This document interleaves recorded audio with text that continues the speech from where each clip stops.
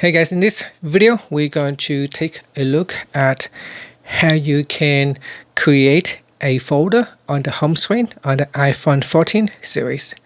First, let's go back to the home screen by swiping up at the bottom of the screen, and on the home screen touch and hold on one of the apps icon, then simply drag and drop it onto another app, and you can see this will automatically generate a new folder with a suggested title. Now you don't need to use the suggested title, but if you like the suggested title for the folder, you can leave it as it is.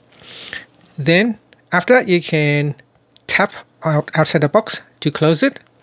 If you want to drag more apps to the folder, you can continue to do that by simply drag the app onto the folder and then let go, and that is how you can move other apps into the folder.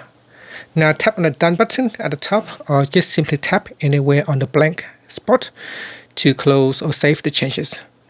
And that is how you can create a new folder on the iPhone 14 series.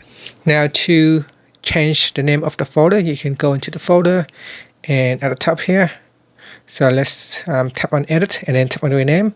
So you cannot simply tap it at the top. You need to touch and hold on the folder and then tap on Rename. And that's it. Now you can rename the folder.